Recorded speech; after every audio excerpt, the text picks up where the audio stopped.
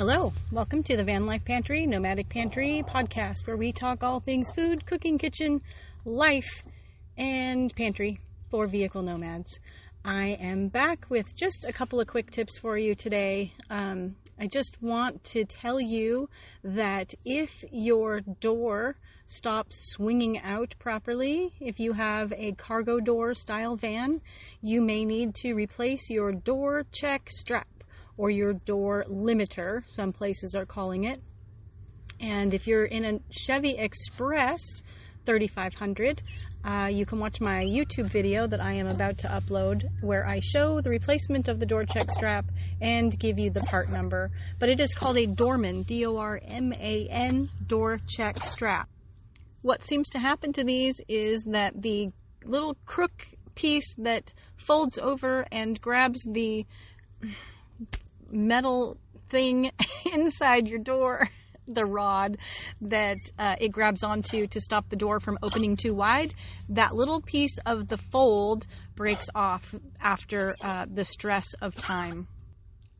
I apologize. I have an older dog and he has a trachea problem that cannot be corrected by surgery or any other correction, and he gets a wheezing cough sometimes, and there is nothing to be done. So we just let him work through it. Anyway, door check strap, if your door is not holding itself open anymore, that is the thing to look for. The bad part of that is that those little babies cost $73. And don't make the mistake I made, and I explained this in my YouTube video.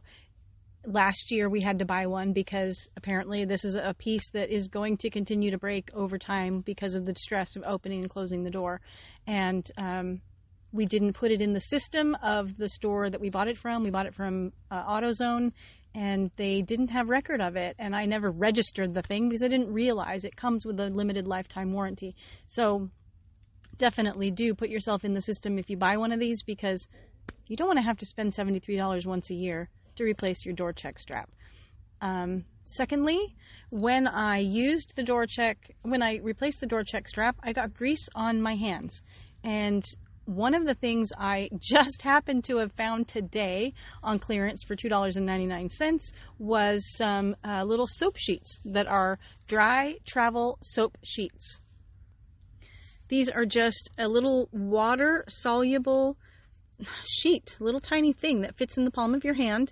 It's probably a little bigger than the size of 2 quarters sitting next to each other, and it gives you soapy suds on the go. So you put the thing in your hand, you put the water on, and it instantly dissolves into little soap suds. And that cleaned my hands very well. It doesn't take a lot of water. The residue washes off very easily, and we were good to go. So I use my simple shower, which really is just kind of almost like a water flower sprinkle nozzle that fits on the end of a 1 liter bottle, and that holds the water, and then I sprinkle the water on just like a faucet, and it didn't take much. So soap and suds is the kind that I have, and I'm sure there are other kinds, but this one was on clearance. I found it at the GNC vitamin store because I happened to be looking for some vitamins, and it was 100 sheets. So it was 40 sheets in a little carry case plus an extra 60 sheets that come additional. So when you get low on the little carry case, you just take your extras and pop them in there. So that takes care of the life part. And next we talk about food. So I recently, in the last couple of months, had a cold, and being on the road with a cold is pretty miserable, and you don't feel like cooking, and you don't feel like prepping anything, and so definitely one of the things to have on hand is canned soup or canned chili.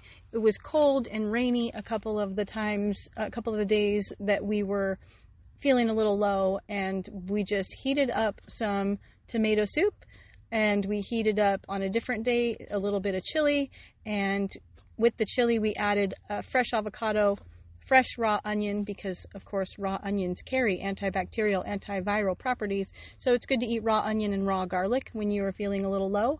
And that made nice meals for us that we didn't have to really do a bunch of cooking. We didn't have to worry about where we're going to get all the ingredients. We didn't need sous chef kind of prep, and it was just a good hearty thing to take in when you're not feeling well.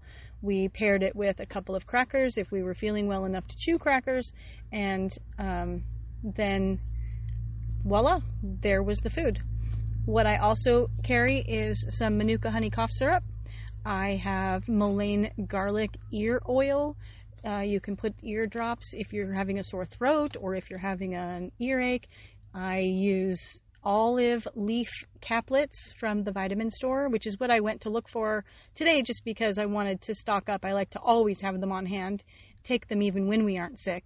But GNC charges $30 a bottle, so we did not buy theirs.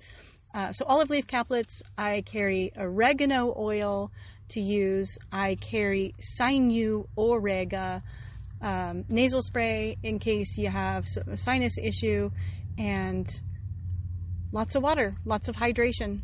So those are kind of the go-tos. I have some homeopathics too that I also use, various ones that I carry all the time, and dip into those when we need them.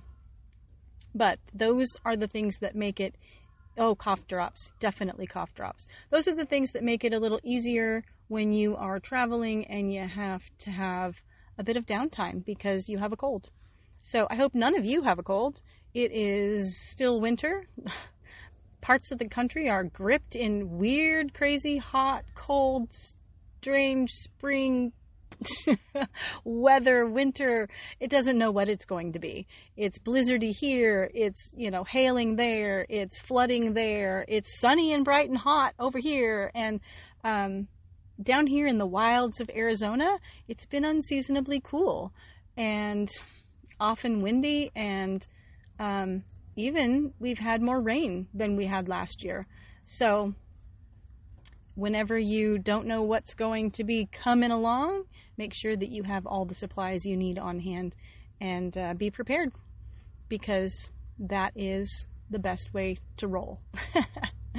Anyway, I hope that you are all enjoying the winter coming towards spring. I can't wait for warmer weather, longer, sunnier days, and salads and summer food and barbecuing again. Although, there hasn't been a lot of the barbecuing in the last couple of years. I did recently buy a portable Weber barbecue, a little propane one, when I was in Quartzsite. I got it for $5 this winter. It doesn't work perfectly. It's a little slow. It cooks a little slowly, which I think is probably why the person was getting rid of it. But it does work. It did cook steaks very well. And we will be using that for barbecuing this spring and summer, because it isn't charcoal fire barbecue, which is why we hadn't been barbecuing. Everywhere on the West Coast, on the western edge of the world these days, seems to have fire season very early and very long. And we really don't want to do charcoal briquette barbecue fire in the summer, because you just never know, and you don't want to start, anything anywhere. So it will be propane Weber grill barbecuing, and I'm looking forward to that. Anyway, that's the check-in for today. I hope you found something of use and interest to you. And if you need to see how the door check strap looks and the video, such as it is, of my replacement of the door check strap, head on over to Van Life Pantry on YouTube, and I will have the video posted on the same day that I'm posting this podcast. So that will be shortly. I'm about to upload both. Enjoy, and I will see you on down the road.